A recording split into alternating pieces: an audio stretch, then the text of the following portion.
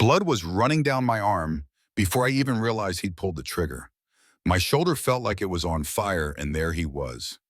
Officer Bradley Kane standing over me, with that same smirk I'd seen on too many faces growing up in Oak Valley. The sound of his voice, those words, the ones meant to put me in my place, were still ringing in my ears when I heard it.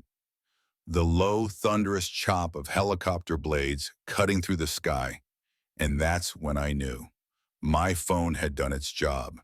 Help was coming, and it wasn't the kind he was expecting. But to understand how we got there, you've got to rewind a few days.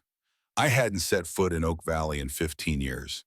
I left that place at 18 with a duffel bag, a one-way bus ticket, and the promise to myself that I'd never come back, not for anything.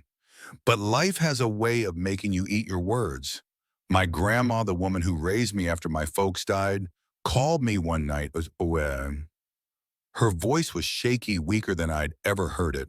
She didn't have to say much, just that she needed me, and that was enough. I'd built a life in the Army, the kind where your worth is measured by what you do not, the color of your skin.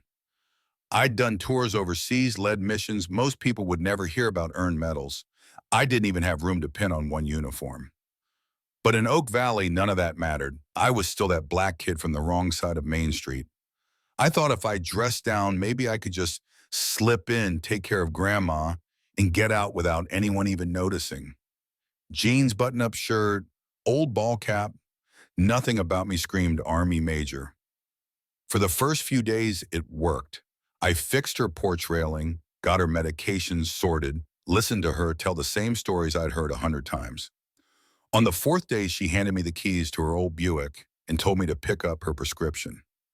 I noticed the cracked taillight right away, made a mental note to replace it tomorrow. But as I backed out of her driveway, I caught sight of something in the rear view, a police cruiser sliding in behind me. 1 mile, 2 miles, 3. Still there. By the time I pulled into the pharmacy parking lot, I already knew what was coming. You spend your childhood in a place like Oak Valley, you can read the signs. I grabbed the bag from the pharmacist, stepped outside, and there he was. Officer Kane. Late 40s buzz cut, mirrored sunglasses, even though it was cloudy. His hand rested on his holster like it was glued there. License and registration, he barked out before I even reached the car. Afternoon, officer, I said, keeping my voice calm. May I ask what seems to be the problem? Taillights out. Now give me your license and registration. I moved slow, deliberate, both hands visible. I'm reaching into my back pocket for my wallet, I told him. Pulled out my driver's license and my military ID, handed them over. He glanced at the license, then at the ID, and let out a laugh that made my skin crawl. Major in the U.S. Army, huh? And I'm the Secretary of Defense. There was a time I would have argued, but the Army taught me patience, and Oak Valley taught me that arguing with certain men in uniform was like throwing gas on a fire. This is my grandmother's car, I said, nodding toward the glove. Registration's right there. Instead of checking it, he ordered me out of the vehicle, called it probable stolen property. I stepped out, hands where he could see them. He patted me down, lingered in places he didn't need to, then pulled my government-issued phone from my pocket.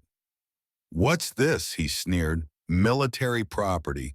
Please be careful with it. He tossed it onto the hood like a piece of trash. What he didn't know was that the second his voice hit a certain tone, that phone had already started recording video, audio, GPS, sending everything straight to the Pentagon.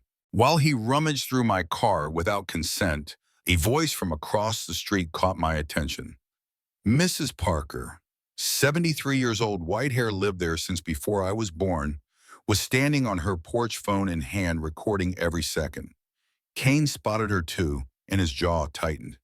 Get your butt back inside, ma'am, police business. That only made her hold the phone higher. He found my pressed uniform and medals in the back seat, pulled them out like they were stolen goods. So you're a thief and a liar, he said.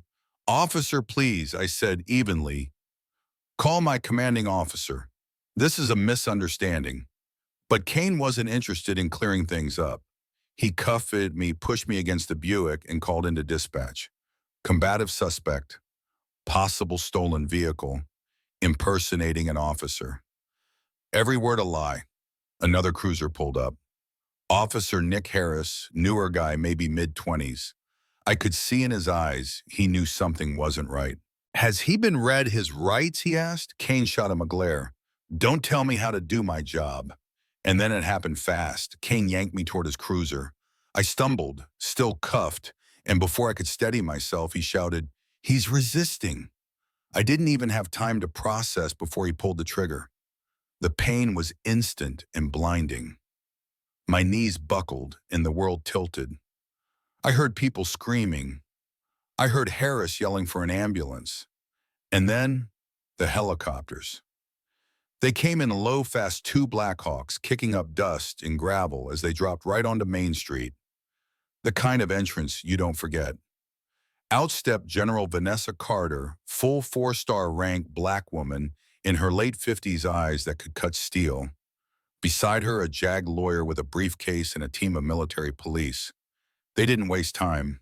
The medics went straight to me, pushing Kane aside like he was a traffic cone. General Carter walked right up to him. "Officer Bradley Kane," she said, voice like stone, "you are under federal detention for the unlawful shooting of Major Elijah Brooks." That was my name here, Elijah Brooks.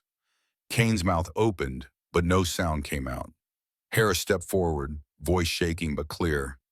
"General, I witnessed the whole thing. He was compliant. There was no threat." Then Mrs. Parker crossed the street phone still in hand. "I've got the whole thing on video," she announced, "and he's been harassing folks here for years."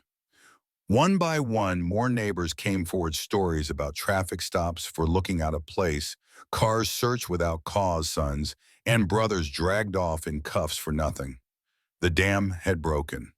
Within minutes, Kane's badge and gun were in federal hands.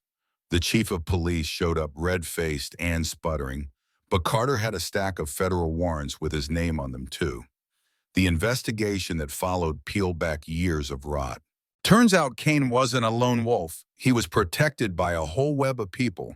The chief, a judge, even the DA. Complaints buried body cam malfunctions every time he stopped someone who looked like me. The trial was public, messy, and impossible for them to spin. Between the Pentagon's recording from my phone, Mrs. Parker's video, and testimony from officers like Harris, Kane didn't stand a chance. Guilty on every count. 25 years in federal prison. But the real victory wasn't just him behind bars. The DOJ came in, tore apart the old boys network, enforced reforms, body cams that can't be disabled, civilian oversight, with teeth bias training. That's more than a checkbox.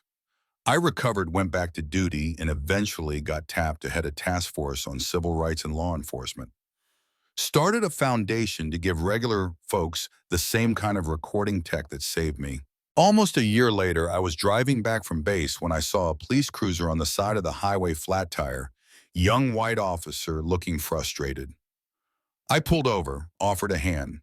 At first he tensed, his hand drifting toward his gun. Old habits. Then he looked closer. "You're Major Brooks, aren't you?" I nodded. "I've followed your case." It changed how I think about a lot of things. We changed that tire together. And maybe, just maybe, the way he saw people like me.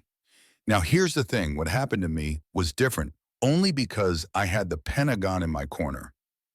Most folks don't get helicopters and generals when they were wronged. So I have to ask, if you take away the uniform, the medals, the connections, would justice have shown up at all? Drop your thoughts in the comments. Was Kane just one bad cop, or was he a symptom of something bigger?